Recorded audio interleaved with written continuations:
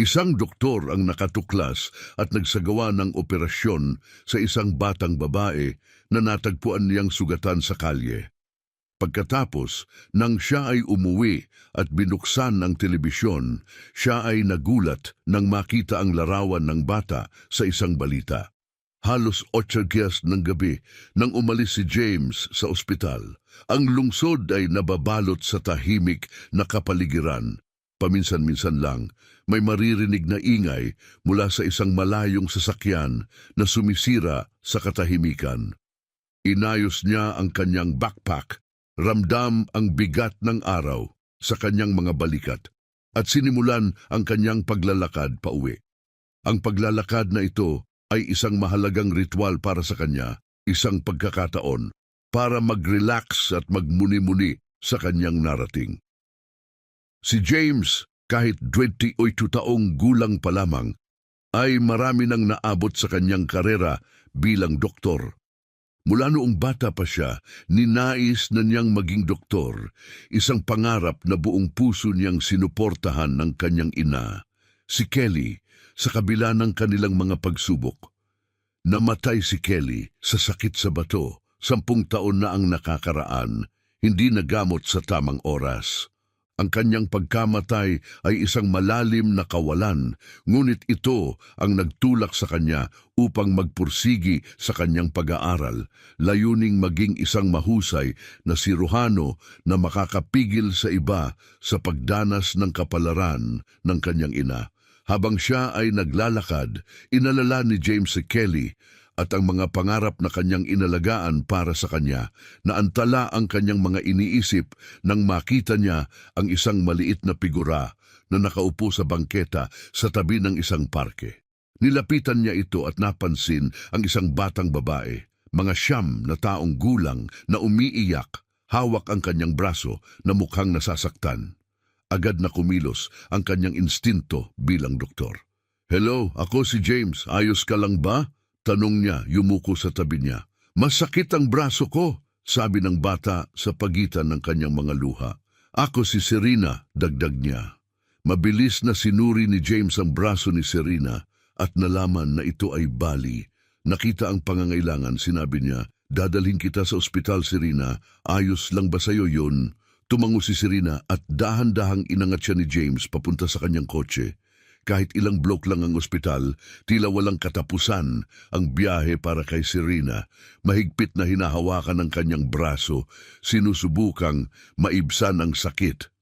Pagdating nila sa ospital, inihatid ni James si Serena sa emergency department at humiling ng agarang x-ray. Habang naghihintay, pinatahan niya ito sa pamamagitan ng pagkwento tungkol sa kanyang mga pangarap noong bata pa siya na maging doktor. Kinumpirma ng x-ray ang kanyang paunang diagnosis, bali nga ang braso ni Serena at kailangan ng operasyon. Ang punong siruhano si Mr. Cohen ay wala na naglagay kay James sa isang mahirap na posisyon. Kahit pa simple ang proseso, ang pagpapatuloy ng walang pahintulot ni Mr. Cohen ay mapanganib. Gayunpaman, naantig sa paghihirap ni Serena at sa kanyang pangako na tulungan ang nangangailangan, nagpasya si James na ituloy ang operasyon. "Malalampasan natin ito ng magkasama, Serena. Pangako, magiging maayos ka," pagtiyak niya. Ang operasyon ay matagumpay na natapos ng mababa ang panganib gamit ang lokal na pampamanhid. Pagkatapos ng operasyon, nang ang kanyang braso ay matibay nang nakagayak sa isang cast, sa wakas ay nakaramdam ng kaunting ginhawa si Serena. Ngunit alam ni James ang mga komplikasyon na darating. Hindi nagbigay si Serena ng bayad o nakumpleto ang lahat ng kinakailangang medikal na pagsusuri. "Serena, kailangan na nating umuwi ngayon. Hindi opsyon ang manatili sa ospital," paliwanag niya. "Pero kailangan kong umuwi. Mag-aalala ang nanay ko," sagot ni Serena, ang kanyang mga matay puno ng bagong luha. "Aayusin natin ito ng magkasama, okay?" pagtiyak ni James. Pagbalik sa kanyang apartment, sinubukan ni James na mangalap ng higit pang detalye tungkol sa tirahan ni Serena o isang contact number, ngunit ang sakit at trauma mula sa insidente ay nagpaulap sa kanyang alaala. Huwag kang mag-alala, Serena. Magpahinga muna tayo ngayon. Aayusin natin ang lahat bukas, sabi niya. Inihiga siya sa sofa at tinakpan ng kumot. Habang si Serena ay nakatulog, umupo si James sa kanyang upuan, labis na naapektuhan ng mga pangyayari sa araw na iyon. Napuno ang kanyang isipan ng mga emosyon, timbangin ang pag-aalala para kay Serena sa mga alalahanin tungkol sa mga kahihinatnan ng kanyang desisyon sa ospital. Sa kabila ng mga hamong inaasahan niya, wala siyang pinagsisisihan sa pagtulong sa batang babae. Habang tinitingnan si Serena, lalo pang tumibay ang kanyang determinasyon na mabuhay ayon sa pamana ng kanyang ina na tumulong sa nangangailangan. Nang magsimula na lang magliwanag ang kalangitan, bumangon si James mula sa isang hindi mapakaling pagtulog. Mabilis siyang gumawa ng kape para sa kanyang sarili at tinignan si Serena na mahimbing pa rin ang tulog sa sofa. Iniwan niya ang isang tala na nagsasabi na kailangan niyang pumunta sa trabaho ngunit babalik agad. Inilagay niya ang remote ng TV at ilang merienda sa abot ng kanyang kamay, umaasa na magiging komportable at ligtas siya sa kanyang pagkawala. Pagdating niya sa ospital, walang oras para mag-relax dahil agad siyang nilapitan ng isang nurse na may hitsura ng pagmamadali. Dr. James, kailangan kang makita agad ni Mr. Cohen sa kanyang opisina, sabi niya. Sa pagsikip ng kanyang dibdib, tinungo ni James ang opisina ng punong siruhano. Pagpasok, nakita niya si Cohen na nakaupo sa kanyang mesa, seryoso at walang kompromiso ang anyo. Umupo ka, James, utos ni Cohen nang walang preno. Sumunod si James, pinapanatili ang kanyang komposure. May mga bulong-bulungan na nakakabahala. Simula ni Cohen, matatag at malubha ang tono. Napabalita na nagsagawa ka ng hindi autorisadong operasyon sa isang bata kagabi. Huminga ng malalim si James bago sumagot, "Opo, sir, kritikal ang sitwasyon. May bali sa braso si Serena na nangangailangan ng agarang pangangalaga at sa iyong kawalan, pinili kong ituloy ang operasyon." Napabuntong hininga si Cohen, minasahe ang kanyang noo sa pagkabahala. "Bagaman kinikilala ko ang iyong mabuting intensyon, James, may mga proseso tayo para sa isang dahilan. Ang iyong mga aksyon, gaano man kahusay ang intensyon, ay naglalantad sa ospital sa mga potensyal na panganib. Ito ay isang bagay na hindi ko maaaring balewalain." Tumindi ang tensyon sa dibdib ni James. Naiintindihan niya ang punto ni Morris, ngunit hindi niya matanggap ang ideya na pabayaan ang agarang sakit ni Serena. "Naiintindihan ko, sir." Matapos magpasalamat ng paulit-ulit, tinapos ni Amanda ang tawag.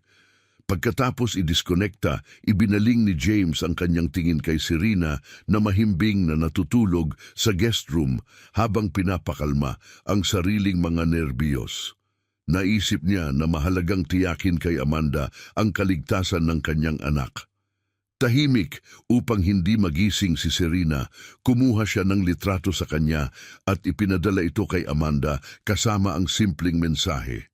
"Nandito si Serena, ligtas at maayos. Maghihintay ako sa iyo sa ibinigay na address." Parang bumabagal ang oras para kay James.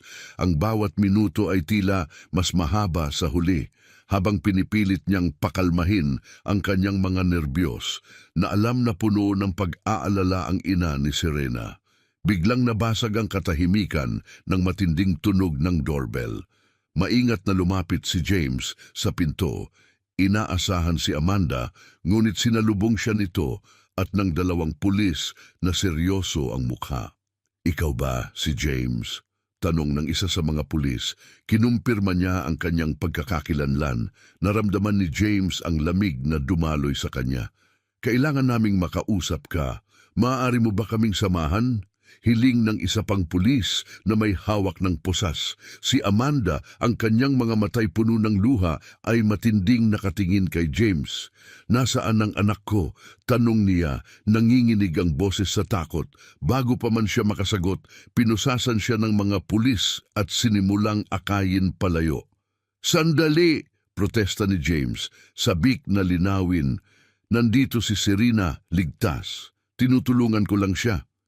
Sa kabila ng kanyang pakiusap, nanatiling walang imik ang mga pulis. Pinanatili siyang nakaposas habang pumasok sila sa apartment. Ma'am, maaari mo ba kaming dalhin kung nasaan ang bata? Tanong ng isang pulis kay Amanda. Sa isang tango na nanginginig pa rin, itinuro niya ang guest room. Doon, nakahiga si Serena sa kama, ang kanyang braso'y nasa cast, ang kanyang ekspresyon ay halo ng ginhawa at pagkalito. Habang lumuhod si Amanda sa tabi niya, marahang hinaplos ang kanyang buhok, bumulong siya, ayos lang siya. Sinuri ng mga pulis si Serena na nanatiling hindi nagambala sa kanyang pagtulog. Lumapit ang isang pulis kay James na nakaposas pa rin. Sir, mukhang may pagkakamali tayo. Ayusin natin ito ngayon. Maaari mo bang ikuwento kung ano ang nangyari? Si James na nakahinga ng maluwag ay detalyadong isinalaysay ang kanyang pagkikita kay Serena sa parke. Kung paano niya ito dinala sa ospital at ang sumunod niyang papel sa kanyang pangangalagang medikal. Maingat na nakinig si Amanda, lumambot ang kanyang mga tampok habang ikinukuwento ni James ang mga pangyayari. Kinikilala ang kanyang pagsisikap na tulungan ang kanyang anak.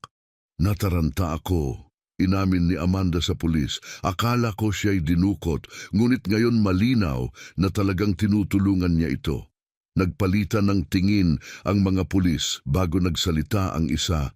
Mukhang malapit na tayong umabot sa katotohanan, ngunit kailangan nating marinig ang kwento ng batang babae para sa buong pag-unawa. Nagpasalamat si Amanda sa mga pulis at inanyayahan ang lahat na umupo para masinsinang pag-usapan ang mga pangyayari. Sa nanginginig na boses, sinimulan ni Amanda na ilarawan ang araw na nawala si Serena. Detalyado niyang isinalaysay ang kanyang lumalaking pag-aalala nang hindi bumalik ang kanyang anak mula sa paglalaro. Maingat na nakinig ang mga pulis habang isinasalaysay niya ang paghihirap ng mga oras na yon hanggang sa nakahinga siya ng maluwag sa tawag ni James. Si Serena, bahagyang groggy, ay madaling nagising at, nang makita ang kanyang ina, ay mabilis na yumakap dito. Nakaramdam ng seguridad. Ma'am, malaking tulong si Tito James. Nasaktan ang braso ko at dinala niya ako sa ospital. Siya pa nga ang nag-opera at nag-alaga sa akin. Malinaw ngunit payak na ikinuwento ni Serena. Mahigpit ang yakap sa kanyang ina. Nagpalitan ng tingin ang isang pulis sa pagitan ni na James at Amanda at nagsabi, Ma'am, mukhang may pagkakamali. Mukhang tumulong lang talaga si James sa iyong anak. Si Amanda, ngayon ay mas kalmado, ay tumingin kay James na may pagpapahalaga. James, hindi ko maipahayag kung gaano ako nagpapasalamat. Nagpanik ako, inisip ang pinakamasama. Pakiusap tanggapin mo ang aking paghingi ng tawad sa pagkakasangkot ng pulis. Sabi niya puno ng emosyon ang kanyang boses. Nag-alok si James nang nakapapawi ng loob ng ngiti sa kabila ng natitirang stress mula sa mga pangyayari. Ayos lang, Amanda. Maaring kumilos ng katulad ng sinumang magulang sa iyong sitwasyon.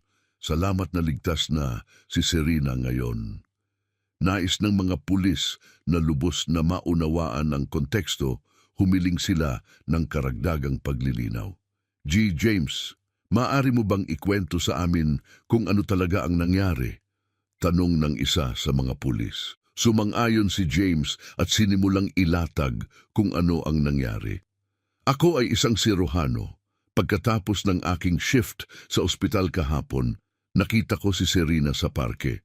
Mag-isa siya, balisa at maliwanag na nasasaktan. Nabanggit niya na siya ay nahulog at nakararanas ng malaking sakit. Napagtanto ko na kinakailangan ang agarang aksyon upang hindi lumala ang kanyang kalagayan. Maingat na nakinig ang mga pulis at sumulat ng tala habang nagpatuloy si James. Dinala ko si Serena sa ospital kung saan ako nagtatrabaho. Nagpa-x-ray kami at natuklasan na bali ang kanyang braso. Sa kawalan ng punong siruhano at dahil sa kagyat na kalikasan ng sitwasyon, pinili kong isagawa ang operasyon sa aking sarili. Ito ay isang simpleng pamamaraan, ngunit mahalaga para sa kanyang mabilis na paggaling. Nagbago ang ekspresyon ni Amanda habang kinikilala ang seryosong sitwasyon na hinarap ni James. Pagkatapos ng operasyon, dahil hindi maaaring manatili si Serena sa ospital nang hindi nakukumpleto ang ilang formalidad, dinala ko siya sa aking apartment. Nais kong matiyak na siya ay komportable at ligtas, dagdag ni James. Sa puntong ito, lumapit ang isa sa mga pulis kay Serena at mahinahong nagtanong, "Serena, tinulungan ka ba ni Dr. James tulad ng kanyang inilarawan?" "Oo, malaki ang tulong niya. Sobrang sakit at maayos niya akong inalagaan," kumpirma ni Serena, yakap pa rin sa kanyang ina. Si Amanda na lumuluha ay nagsalita sa mga pulis. "Siya ang tagapagligtas ng aking anak. Natakot ako na siya ay dinukot, ngunit malinaw na ngayon na talagang tinulungan niya ito." Nagpalitan ng tingin ang mga pulis at sa wakas, isa ang nagtapos. "Sir, ngayong malinaw na ang lahat, tatanggalin namin ang posas." Pagkatapos ay pinalaya nila si James na minasahe ang kanyang mga pulso na may ginhawa at hinarap si Amanda. "Pasensya na sa abalang ito, James. Sa aking pagkawalang pag-asa, natakot ako sa pinakamasama," sabi ni Amanda, umiiyak. Pagkatapos ng mga magulong pangyayari noong nakaraang gabi, nakilala ni James ang pangangailangan na harapin ang kanyang pagkatanggal sa ospital. Sa pagtiyak ni Amanda ng suporta, handa silang harapin ang mga kahihinatnan ng magkasama. Pagdating nila sa ospital, dumiretso sila sa opisina ni William. Si Amanda ang nangunguna habang kasunod sina Serena at James. Pagpasok nila, nagulat si William sa kanilang presensya. "James, ano ang dala-dala mo rito?" tanong niya na may halatang inis. "Tinanggal na kita sa trabaho." Bago pa makapagsalita si James, humakbang si Amanda. William, kailangan nating pag-usapan ito. Iniligtas ng taong ito ang buhay ng aking anak. Kailangan niyang kumilos dahil sa pangangailangan." Iginiit niya. Nagulat si William, tanong niya, "At sino ka ba?" "Ako, si Amanda Jackson, anak ni Simon Jackson na may-ari ng ospital na ito," pagdeklara niya ng may kumpiyansa. Nabigla si William na sinabayan ng pagkagulat ni James sa pagbubunyag. Hindi dapat parusahan si James sa paggawa ng isang kabayanihang gawa. Iniligtas niya ang anak ko at hindi makatarungan na tanggalin siya sa trabaho dahil doon, giit ni Amanda.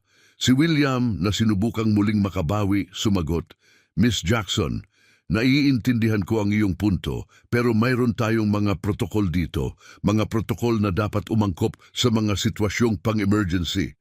Mabilis na sumabad si Amanda. "Balak kong pag-usapan ito sa aking ama. Hindi lang dapat ibalik si James sa trabaho, dapat ding kilalanin ng opisyal ang kanyang mabilis at matibay na mga aksyon." Si William na napagtanto na nanganganib ang kanyang posisyon, dahan-dahang tumango. "Sige, makikipag-usap ako kay G. Jackson. Aayusin natin ito." Pag-amin niya. Tumingin si Amanda kay James na may tango. "Halika, James, kailangan nating tiyakin na maayos na malulutas ang bagay na ito." Habang naghihintay sila sa labas, agad na napansin ang pagdating ni Simon Jackson na may autoridad at pag-aalala. Lumapit siya sa kanila, tanong niya, "Amanda, ano ang sitwasyon dito?" Pagtingin kay James at Serena, ipinaliwanag ni Amanda, "Ama, ito si Dr. James. Iniligtas niya ang buhay ni Serena sa isang emergency, ngunit tinanggal siya ni William dahil sa kanyang mabilis na aksyon. Kailangan nating ituwid ang kawalang katarungang ito." Pinag-aralan sandali ni Simon si James bago humiling, "Dr. James, pakikwento ng eksakto kung ano ang nangyari." Idinetalye ni James ang mga pangyayari mula sa pagkakatagpo kay Serena sa gipit na kalagayan hanggang sa pagsasagawa ng emergency surgery. Si Oscar, na makinig ng mabuti, ay pagkatapos ay nagsalita kay William. Tama ba ang salaysay na ito? Si William, na halatang hindi komportable, inamin, "Opo, G. Jackson, ngunit sumunod ako sa aming mga protokol." Nag-isip sandali si Simon bago nagpasya. "William, napansin ang iyong dedikasyon sa protokol, ngunit kailangan nating maging flexible sa mga emergency. Tama ang ginawa ni Dr. James sa pagliligtas ng buhay. Ikaw ay aalisin sa iyong tungkulin dahil hindi mo ito naunawaan. Dr. Jackson, ikaw na ngayon ang magsisilbing punong siruhano." Napahanga si James sa pagliko ng mga pangyayari. "Sir, wala akong masabi. Salamat," nasabi niya, na halatang gumalaw. Natuwa si Amanda sa resolusyon. Inilagay ni Simon ang isang mapag-alalay na kamay sa balikat ni James, pinayuhan. "Ituloy mo lang ang mahusay na trabaho na iyong ginagawa. Kailangan natin ng mga taong tulad mo sa ospital na ito." Habang lumalabas sila sa opisina, naramdaman ni James ang bagong pag-asa at layunin. "Ikaw ang lahat sa akin, James," sabi ni Amanda. Hinila siya palapit at niyakap din si Serena. "At ikaw ang lahat sa amin," tugon ni Amanda, at binigyan siya ng banayad na halik. Habang lumilipas ang mga araw, patuloy na tinatamasa nina James, Amanda at Serena ang buhay na puno ng pagkakasundo at kagalakan. Tinutulungan nila ang isa't isa sa mga hamon at nagagalak sa bawat maliit na tagumpay, habang lumalalim araw-araw ang kanilang magkakasamang pagmamahal. Ang panahong ito ay minarkahan ng pag-asa at kagalakan habang umuusad ang pagpapakasal nina James at Amanda sa aktibong pagpaplano ng kasal. Maingat na pinili ng mag-asawa ang bawat detalye ng kanilang kasal, mula sa lugar hanggang sa menu at mga pagsasaayos ng bulaklak. Ipinagdiriwang ang kanilang pag-ibig sa bawat desisyon. Si Serena, ngayon ay 11 na taong gulang, ay nasasabik na maging maid of honor at aktibong lumahok sa mga paghahanda. Ang kanyang kasabikan ay nagdagdag ng masiglang-sigla sa kanilang tahanan. "Ma'am, tingnan mo itong damit. Sa tingin ko ito ang tamang-tama para sa seremonya," sabi ni Serena. Ipinakita kay Amanda ang isang katalogo ng mga damit ng abay. "Maganda, Serena. Subukan natin ang ilan para mahanap ang pinakabagot sa iyo," tugon ni Amanda, ngumingiti ng mainit. Habang nakatuon sina Amanda at Serena sa mga detalye ng seremonya, si James naman ang namahala sa pagplano ng reception, determinadong siguruhin na magiging perpekto ang lahat. Sa kabila ng mga hamon at paminsan-minsang stress, ang pagkakaisa at pagmamahal ng pamilya ay nagpatibay sa kanila laban sa anumang balakid na lutas sa pamamagitan ng pasensya at magkakasamang suporta. Minsan, ito ay nakaka-stress, ngunit tandaan, magkasama tayo rito, at sa huli, ito ay magiging perpekto dahil tungkol ito sa atin, magkasama, pagtiyak ni James kay Amanda sa isang partikular na stressful na sandali. "Tama ka, James. Ang mahalaga ay ipinagdiriwang natin ang ating pag-ibig at pamilya," sabi ni Amanda. Ang kanyang ngiti ay nagbibigay ng ginhawa. Habang papalapit ang araw ng kasal, tumindi ang excitement sa mga kaibigan at pamilya, sabik na makibahagi sa pagdiriwang. Ang kapaligiran sa bahay ay halo ng mga huling paghahanda at kalmadong kasiyahan na tanging tunay na pag-ibig lamang ang makapagbibigay. Sa lahat ng paghahanda ay nasa lugar na, ang lugar ay napalamutian, ang menu ay pinal na, at ang mga imbitasyon ay naipadala na, handa na sina James, Amanda at Serena na simulan ng bagong kabanata ng kanilang mga buhay, napapalibutan ng pagmamahal ng kanilang pamilya at mga kaibigan. Sa gabi bago ang kasal, nag-enjoy sila ng isang mapayapang hapunan sa bahay, puno ng tawa at ibinahaging mga alaala. Pinahahalagahan ng bawat isa Si James tumingin kay Amanda at Serena, nakaramdam ng malalim na pasasalamat. Bukas ay magiging araw na hindi malilimutan at labis akong nagpapasalamat na kapiling ko kayong dalawa. Sabi niya, ang boses ay puno ng damdamin. Ganon din ang nararamdaman namin tungkol sa iyo, James, tugon ni Amanda habang masigasig na tumango si Serena. Dumating ang araw ng kasal na may halo ng emosyon at aktibidad. Ang bahay ay abala sa mga kaibigan at pamilya na nag-aambag sa mga huling pag-aayos. Si Serena, na kumikinang sa kanyang damit bilang maid of honor, ay isang alimpuyo ng enerhiya, tinitiyak na ang lahat ay ayos lang. Ang seremonya ay itinakda sa isang kaakit-akit na hardin na namumulaklak ng mga bulaklak kung saan ang mga hilera ng puting upuan ay humantong sa isang altar na pinalamutian ng mga garland at laso.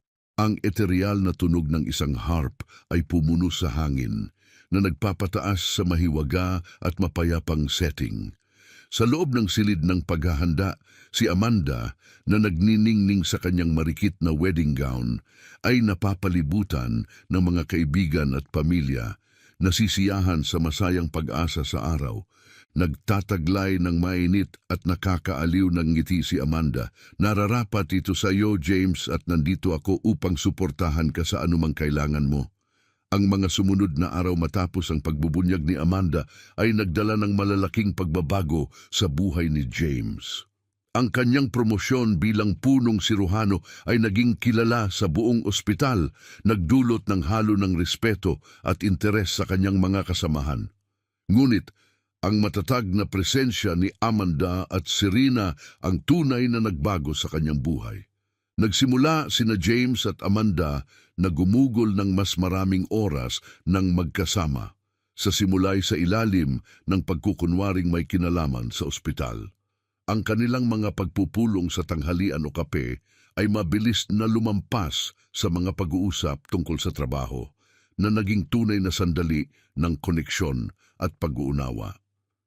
Si Amanda ay hindi lamang matalino at determinado, ngunit mayroon din siyang malakas na pakiramdam ng katarungan. Iginagalang niya si James para sa kanyang kadalubhasaan sa pag-opera at gayon din ay naantig sa kanyang awa at kabayanihan.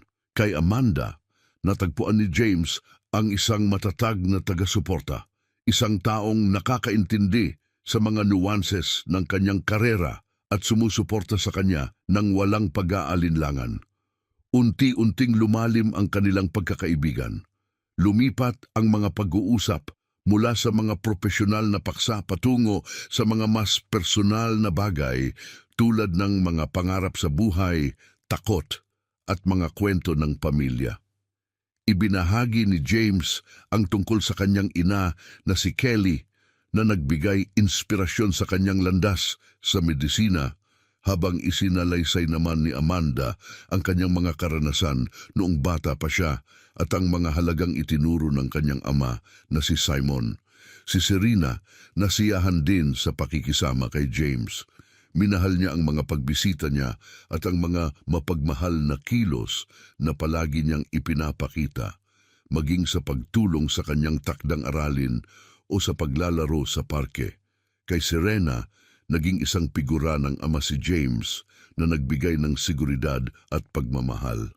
Ang kanyang palaging nakangiti ay patunay sa mapag-arugang kapaligiran na bumabalot sa kanya. Isang hapon, habang sila'y naglalakad sa parke, hinawakan ni Serena ang kamay ni James. Si Amanda, na nakamasid sa malambing na interaksyon na ito, ay nakaramdam ng init at kasiyahan. Ang relasyon sa pagitan nila ay nagiging isang bagay na pampamilya at lubos na nakakaaliw. Tito James, sasama ka ba sa amin sa hapunan ngayong gabi? Tanong ni Serena, ang kanyang mga mata ay kumikislap sa pag-asa. Tumingin si James kay Amanda nang ngumiti bilang pagsang-ayon. Siyempre, Serena, gusto ko yan. Tugon niya, ang kanyang boses ay puno ng tunay na kaligayahan. Nang gabing iyon, ang kanilang hapunan ay masaya at puno ng tawanan at mga ibinahaging kwento. Ang tahanan ni Amanda na dati ay umiitsyo sa kalungkutan, ngayon ay umaalingaw-ngaw sa sigla at init. Si Serena ay nagningning sa tuwa at lumaki ang puso ni Amanda nang makita ang kanyang anak na ganap na masaya.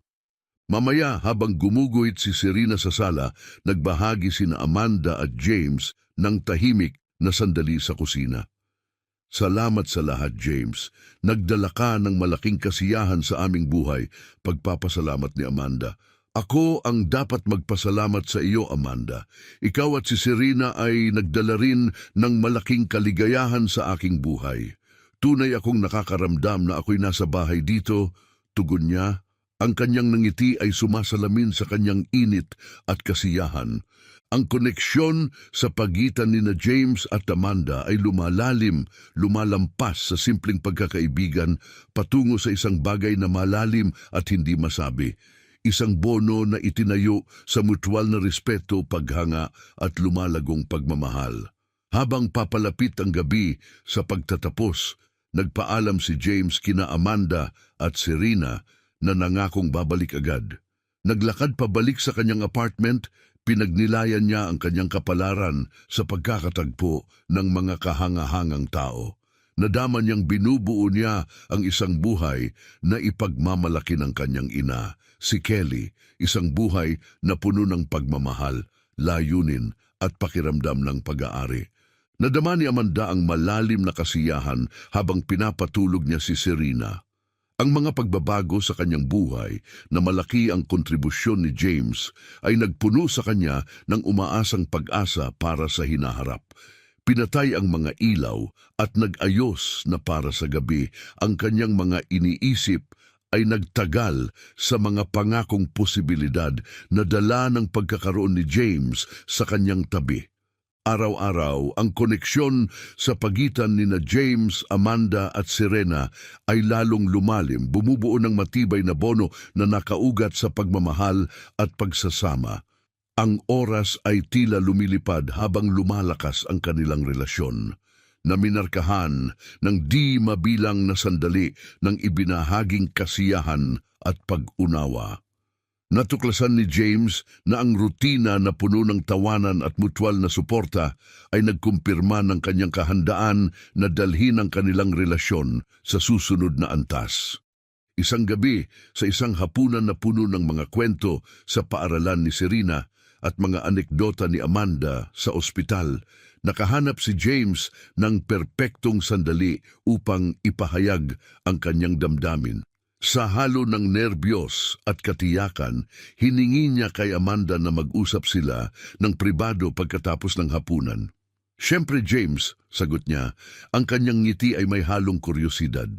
Pagkatapos, habang abala si Serena sa pagguhit, lumabas sina James at Amanda sa porch, kung saan ang malamig na hangin ng gabi at ang mahinang bulong ng lungsod ay lumikha ng isang intimate na setting. Hawak ang kamay ni Amanda, sinimulan ni James. "Sa nakalipas na ilang buwan, ikaw at si Serena ay naging pamilya ko. Hindi pa ako nakakaramdam ng ganito dati at ayaw kong magbago ito kailanman." Si Amanda, na halatang naantig, ay naghintay sa pag-asa. Huminga ng malalim si James at nagpatuloy, "Amanda, mahal kita. Mahal ko si Serena at gusto kong maging tunay tayong pamilya. Gusto mo bang maging kasintahan ko?" Ang kanyang boses ay puno ng emosyon. Naluha si Amanda habang ngumiti siya sa kanya. "James, mahal din kita. Wala nang iba pa akong gustong mangyari kundi ang makasama ka." "Oo, magiging kasintahan mo ako," sagot niya. Niyakap siya ng mahigpit. Ang kanilang halik ay nagsimula ng bagong kabanata sa kanilang mga buhay. Si Serena, na nangakaw ng tingin mula sa malayo, ay lumapit na may malawak na ngiti. "Tito James, magiging atin ka na ba talaga ngayon?"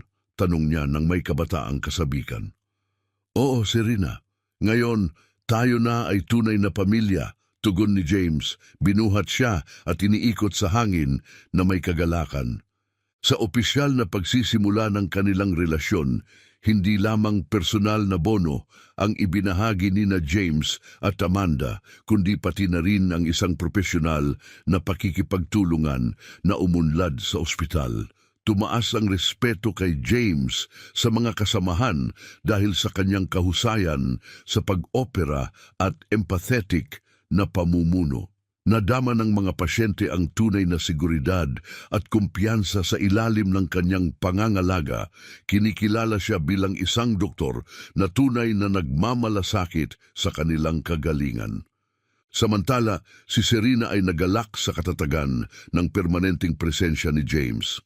Ang kanyang mga araw ay mas maliwanag, puno ng mga bagong karanasan sa pag-aaral at ang nakaaaliw na katiyakan ng kanyang pagmamahal at proteksyon. Ang pamilyang kanilang itinayo ay isang santuwaryo ng pagmamahal at init.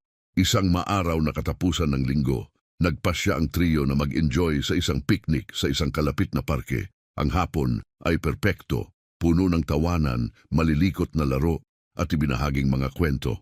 Habang pinapanood ni James sina Amanda at Serena na naglalaro, nadama niya ang labis na kapayapaan. Alam niya sa kabila ng anumang hinaharap na hamon na tunay niyang natagpuan ang kanyang lugar sa mundo. Doon kasama sila. James, ikaw ang mundo ko, deklara ni Amanda. Niyakap siya ng mahigpit. At ikaw ang mundo namin, tugon ni Amanda. Binigyan siya ng banayad na halik. Ang buhay para kay James, Amanda at sa kanilang anak na si Serena ay umusbong na may halo ng pagkakasundo at kaligayahan. Magkasama, hinarap nila ang mga balakid ng buhay, lagi silang nandoon upang suportahan ang isa't isa at sila ay nagdiwang sa bawat maliit na tagumpay. Lalo pang lumalim ang kanilang pagmamahal sa bawat araw na lumipas, nagdadala ng sariwang pag-asa at mga bagong oportunidad. Ang mga buwan bago ang kasal ni na James at Amanda ay puno ng masiglang mga aktibidad at paghahanda.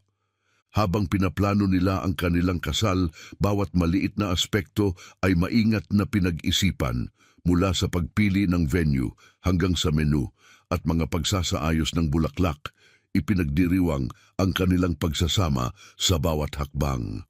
Si Serena, na 11 taong gulang, ay hindi maitago ang kanyang excitement. Nasasabik siyang maging maid of honor at lubos na nakikibahagi sa proseso ng pagpaplano. Ang kanyang masiglang espiritu at excitement ay nagdala ng masayang enerhiya sa kanilang tahanan. Pinupuno ito ng tawanan at masayang pag-asa. Mom, tingnan mo itong damit. Mukhang perpekto ito para sa seremonya, sabi ni Serena. Ipinakita kay Amanda ang isang katalogo ng damit ng Maid of Honor. Mukhang maganda nga, Serena. Subukan natin ang ilan para mahanap ang pinakabagay sa iyo. Tugon ni Amanda na may mainit ng ngiti. Habang nakatuon sina Amanda at Serena sa mga detalye ng seremonya, si James naman ang namahala sa pag-aayos ng resepsyon, na layuning gawing perpekto ang kanilang mahalagang araw at tiyakin na ang bawat detalye ay hindi malilimutan. Gayunpaman, ang yugto ng pagpaplano ay may sarili ring mga hamon. Madalas ang mga sandali ng stress at mahihirap na desisyon, ngunit ang kanilang malakas na bono ng pamilya at mutual na pagmamahal ay nakatulong sa kanila sa bawat kahirapan sa pamamagitan ng pasensya at collaborative na pagsisikap. Alam kong minsan ito ay nakakabigla, ngunit magkasama tayo rito at sa huli magiging perpekto ito dahil tayo ay nagkakaisa. Pinatitiyak ni James kay Amanda, pinaaaliw siya sa isang stressful na sandali. Tama ka, James. Ang pinakamahalaga ay ipinagdiriwang natin ang ating pag-ibig at ang ating pamilya. Sumang-ayon si Amanda, ngumingiti ng nakaaaliw. Habang papalapit ang araw ng kasal, nadama ang excitement.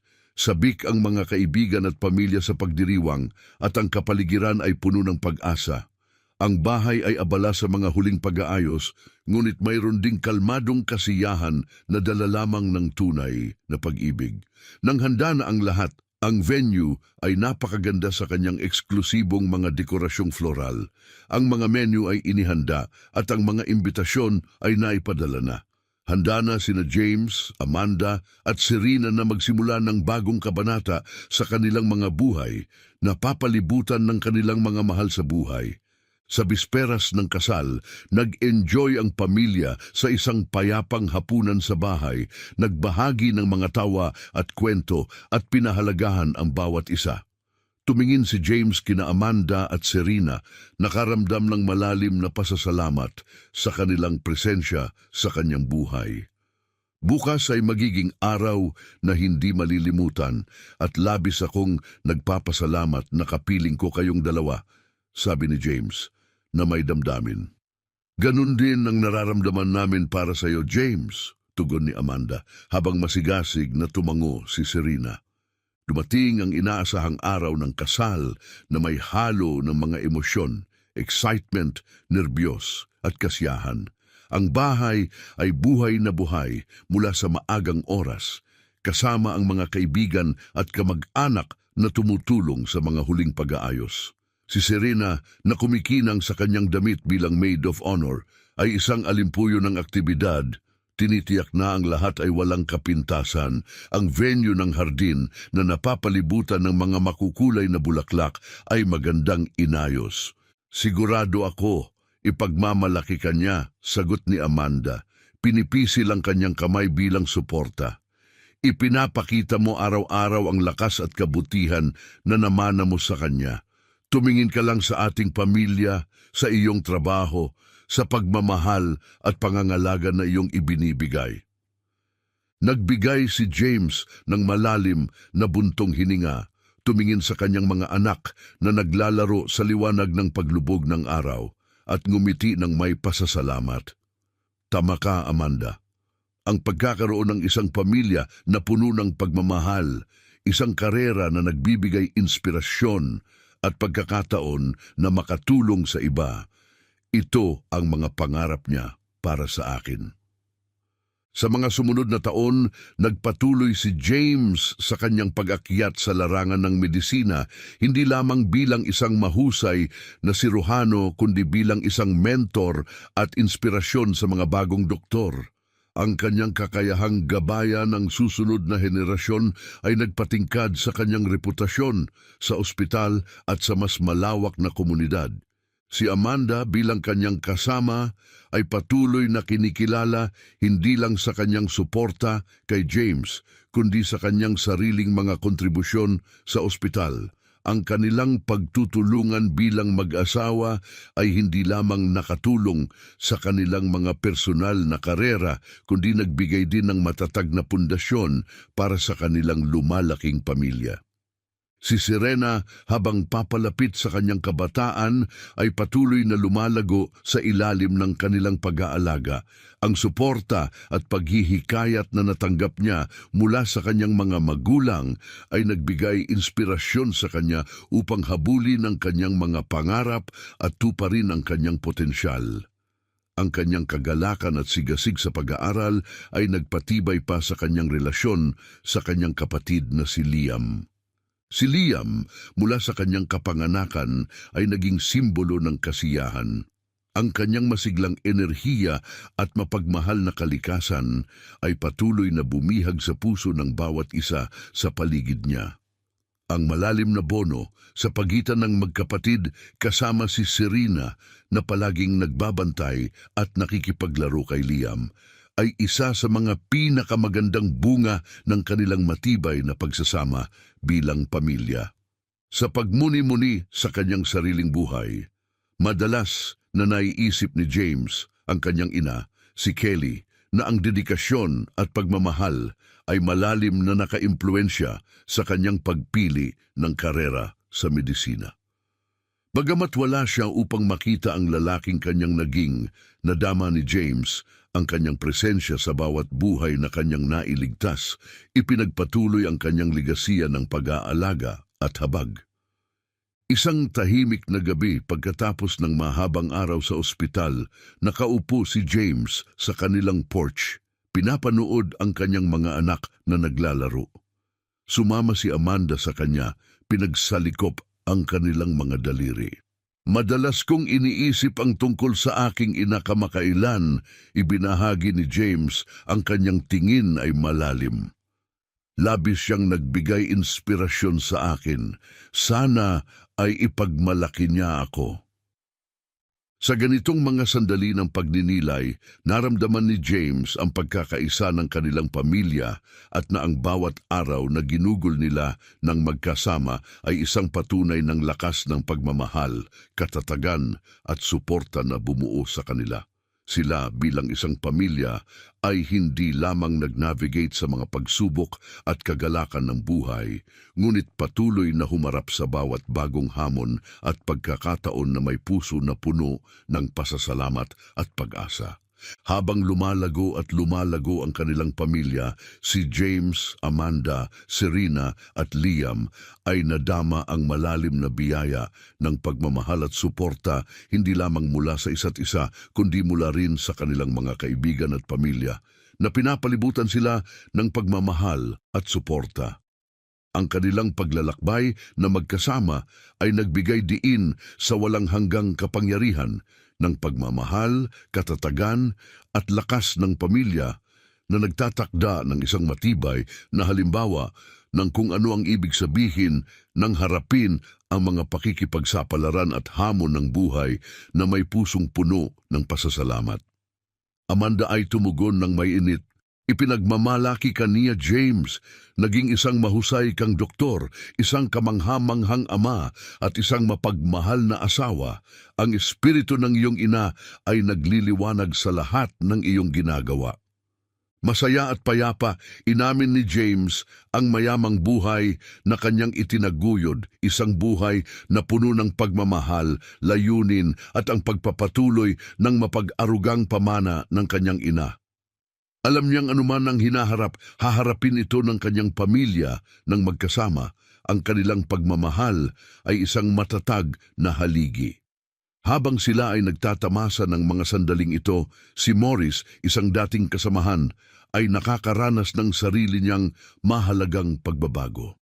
Pagkatapos ng isang kritikal na pangyayari sa ospital na humantong sa kanyang pagkakatanggal, si Morris ay napaisip sa kanyang mga nakaraang aksyon at propesyonal na etika. Napagtanto niya ang pangangailangan para sa habag at pagiging bukas sa kanyang pamamaraan sa medisina, kaya nagpasya siyang baguhin ang sarili at maghanap ng bagong oportunidad sa ibang lungsod, sabik na gamitin ang mga natutunan mula sa kanyang karanasan kay James at iba pa. Pagkalipas ng ilang linggo ng paghahanap, nakakuha si William ng posisyon sa isang kilalang ospital na tanyag sa kahusayan nito sa pangangalaga sa pasyente. Ang bagong papel na ito ay nagbigay sa kanya ng isang sariwang simula, isang pagkakataon na ipatupad ang mga mahalagang aral na natutunan niya tungkol sa empatiya at pangangalaga sa pasyente. Habang si William ay nagsasanay sa kanyang bagong trabaho, niyakap niya ang bawat araw na may kababaang loob at dedikasyon sa serbisyo, laging isinasaalang-alang ang malalim na epekto ng kanyang mga desisyon sa buhay ng kanyang mga pasyente at kanilang mga pamilya. Isang araw, habang sinusuri ang mga kaso ng mga bagong pasyente, nakatagpo si William ng isang file na tumagos sa kanya. Isang batang may malubhang karamdaman na katulad ng isang mahirap na kaso na minsang hinawakan ni James. Napagtanto ang pagkaapurahan, hinarap ni William ang sitwasyon ng may empatiya at determinasyon. Tinipon niya ang kanyang koponan, binigyang diin ang pangangailangan ng mabilis at mapagmalasakit na pagkilos. Sa ilalim ng gabay ni William, nagsikap ang koponan at nagtagumpay na patatagin ng bata. Sinimulan ang kinakailangang paggamot. Ang mga magulang, labis na nagpapasalamat, ay lumapit kay William. Dr. William, hindi namin maipahayag kung gaano kami nagpapasalamat. Binigyan mo kami ng pag-asa nang akala namin nawala na ang lahat. Ibinahagi nila habang umiiyak. Sa kanyang damdamin, taos-pusong sumagot si William. Ginawa ko lamang ang dapat gawin ng sinuman sa amin dito, ang kalusugan at kapakanan ng aming mga pasyente, ang aking pangunahing prioridad. Sa mga sumunod na buwan, si William ay nagkamit ng respeto at paghanga ng kanyang mga kasamahan at pasyente sa ospital. Hindi lang niya dinala ang kanyang malawak na kaalaman sa medisina, kundi pati na rin ang isang bagong pananaw sa pangangalaga na inuuna ang habag at holistic na pamamaraan. Ang kanyang pagbabago ay halatang halata sa mga nasa paligid niya, kaya't naging minamahal na tao hindi lang dahil sa kanyang husay sa medisina, kundi dahil din sa kanyang taos-pusong pamamaraan ng pag-aalaga. Salamat sa inyong pagtutok sa kwento ngayon. Kung nahanap ninyo itong nakaka-inspire, mag-subscribe sa aming channel para manatiling updated sa mga kwentong tulad nito. Huwag kalimutang i-like at mag-iwan ng komento na nagbabahagi ng inyong mga saloobin tungkol sa paglalakbay ni William. Kita-kits sa susunod na video.